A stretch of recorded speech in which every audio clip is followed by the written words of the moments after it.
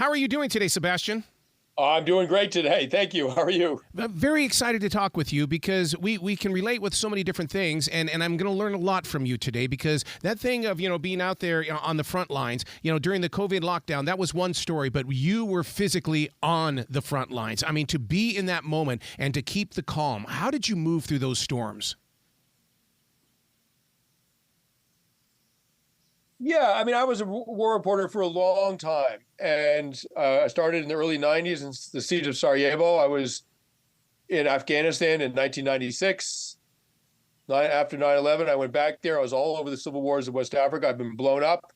I've had bullets hit inches from my head. I was taken captive by a rebel group in Nigeria and told that they were going to execute me later. They didn't, obviously. So, I got very good at sort of keeping an outward calm, right? Like I remember when they said they were going to execute me, I remember just thinking, don't let your knees buckle. Whatever you do, stay standing for God's sake. And I did. I got very good at that. And, of course, if you suppress that much fear and feelings like that, soldiers get this all the time. They come back later, right? I mean, you pay, it's like a credit card debt. You're going to pay it plus 30% later on. But what I stopped war reporting after my best friend and colleague and brother, Tim Hetherington, was killed in Libya in combat. He and I made Restrepo together, a documentary called Restrepo together of American combat troops in Eastern Afghanistan. And I got out of the business then. And I just thought, okay, now I'm safe, right? Like I'm no longer in war zones. I got married. I had a family. I had two wonderful little girls. I turned towards life, and it never occurred to me that the front lines could follow me home, right? Like none of us realized at the end of the day, we don't know this isn't our last day alive. Like none of us know that. It could be the last day that we spend alive. And that's what happened to me 4 years ago. We were in a remote area of Massachusetts and a property that we own, an old house deep in the woods at the end of a dead-end dirt road, no cell phone service, landlines that don't work when it rains because they short out.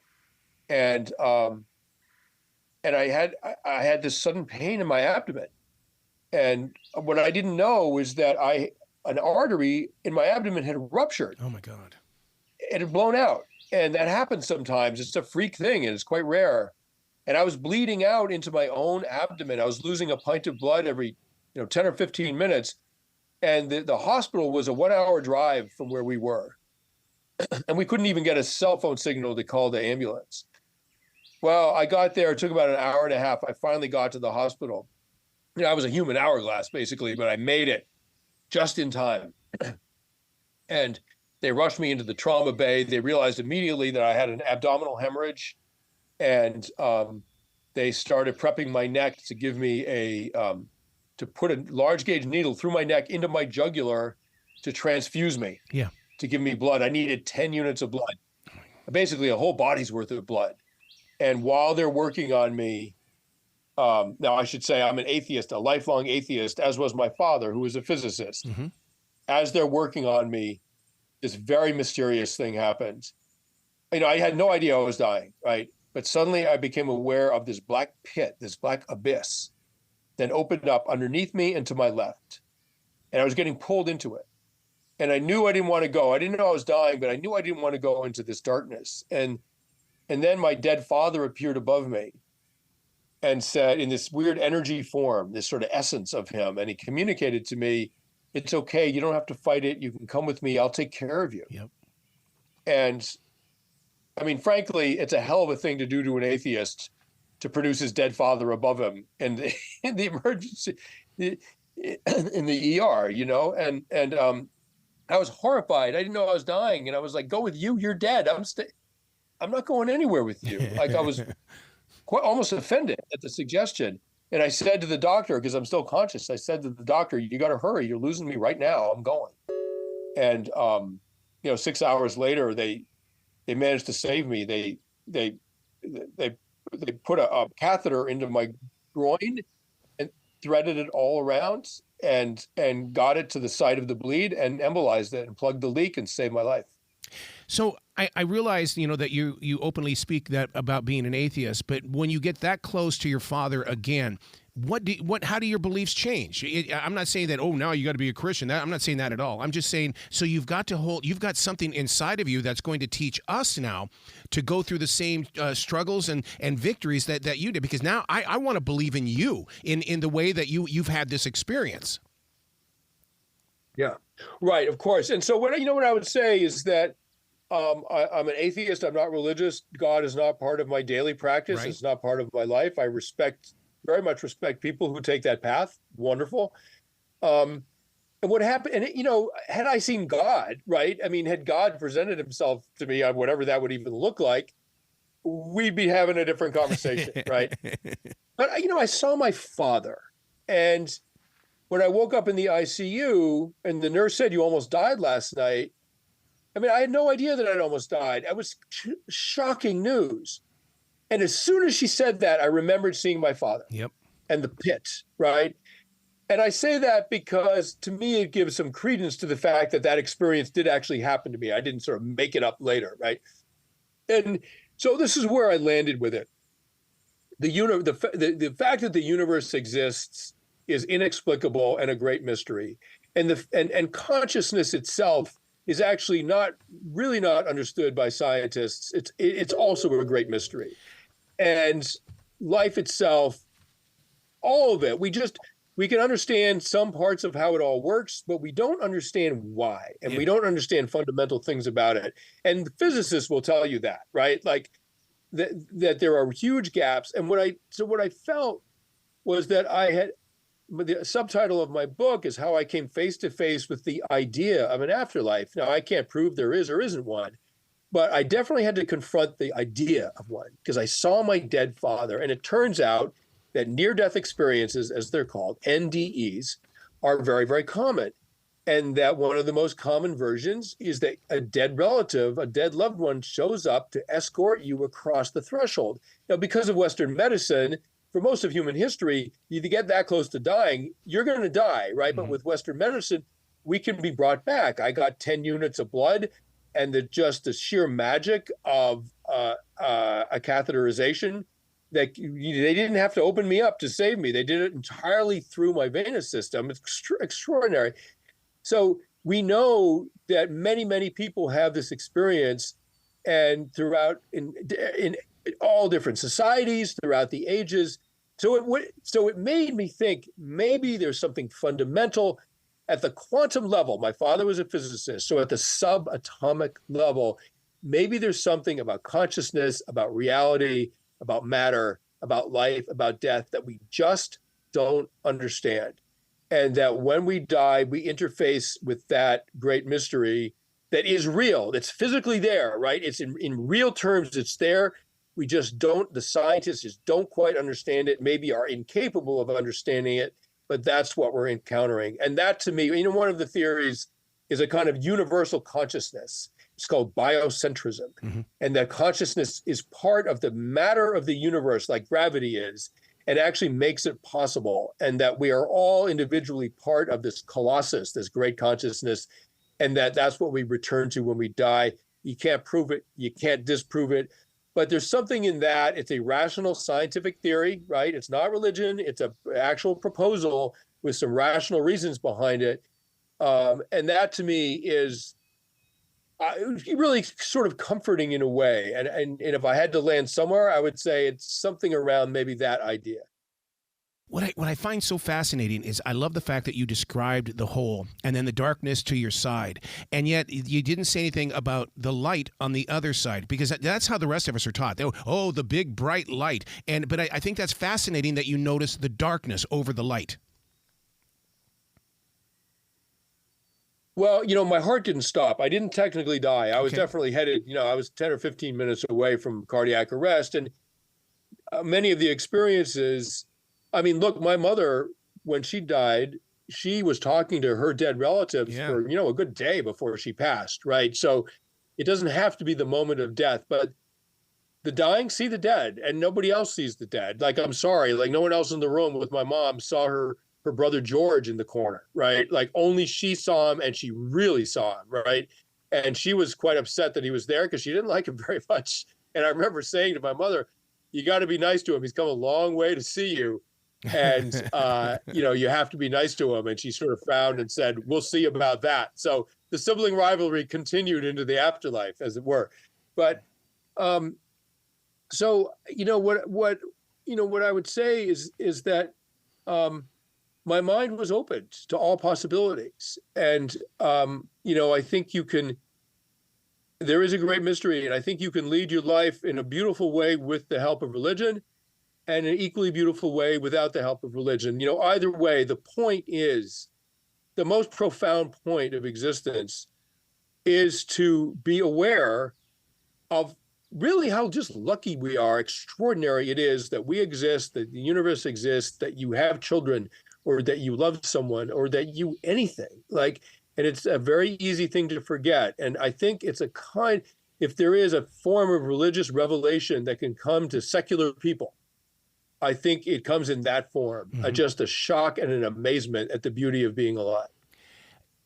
Do you fear death? Because, after I had a heart attack on July 21st, 2009, and I don't fear it. What I do now is I enjoy life. I look at the trees differently. I look at the spiders. I don't kill spiders. I don't kill any bugs. But it's almost like everything around me has a purpose, and we get to fit inside that.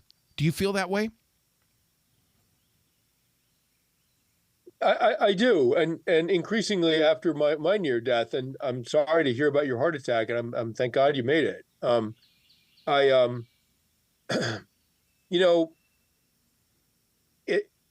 feel that religion is a wonderful way to appreciate life, but as you say, you can sort of do it on your own.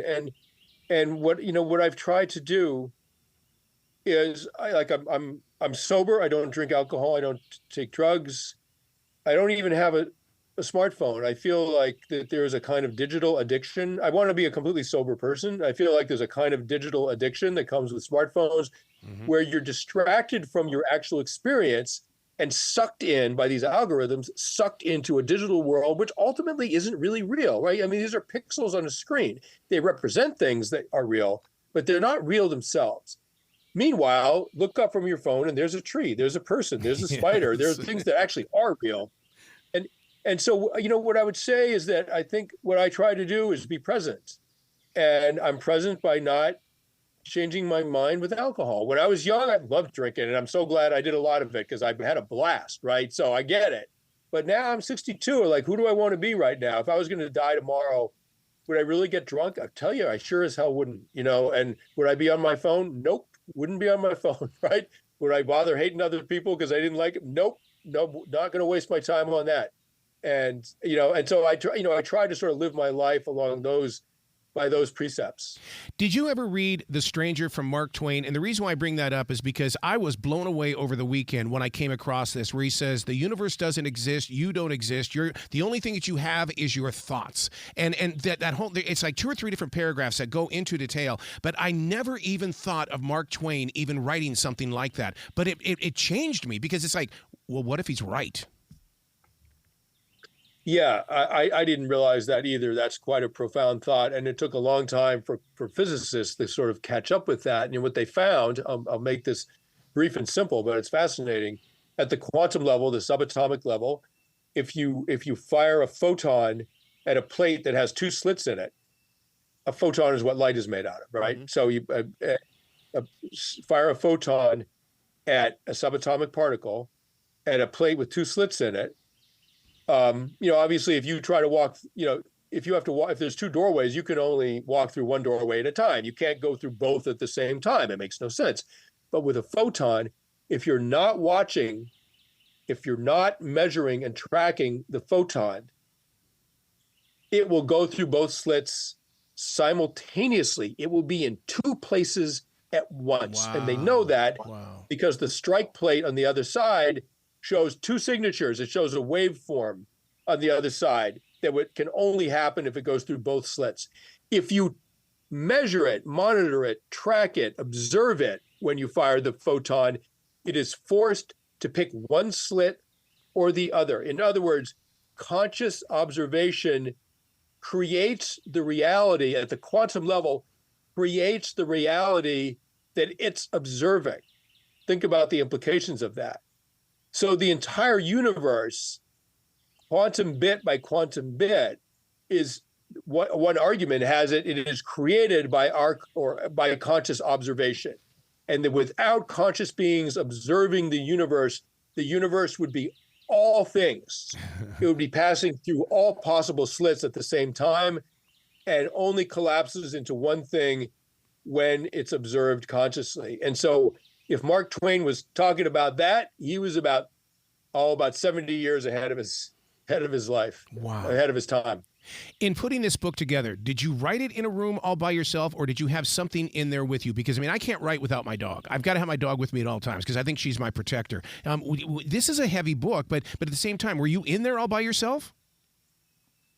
Well, I have two young children. They're now 7 and 4, and two little girls, and a wonderful wife, Barbara. And there is no such thing as by yourself. in that circumstance, right? We live in New York City. We live in a very, very small apartment, 500, 600 square feet. And frankly, like I've many times I've written passages in my book that with a child on my lap.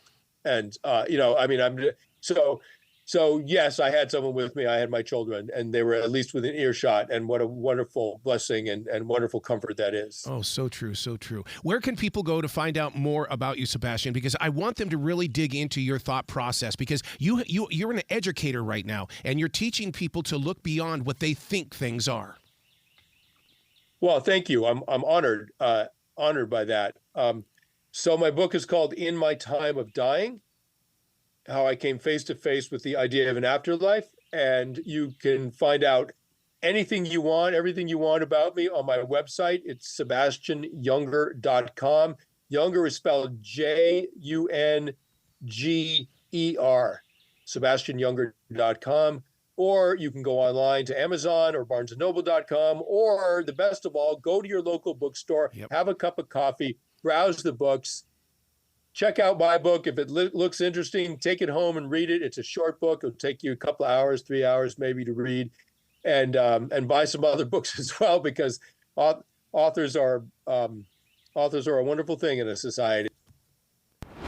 It kind of reminds me of the whole world to be had in the books that you can buy, and there's a whole world of ideas to be had in the books that you can buy. It reminds me so much of, there was a short book that the Dalai Lama put out called The Art of Dying. And I think that the education in this book here, it goes along the same way. It's going to touch them in a way that's really going to open up their hearts. And I think, and I love the fact that you did not go into a big 400-page book. My wife was glad of that too, because that would have taken years. Well, please come back to this show anytime in the future. The door's always going to be open for you. Hey, thank you very much. I really enjoyed our conversation. Will you be brilliant today, okay, sir? All right, I will. I'll try. Okay, bye-bye.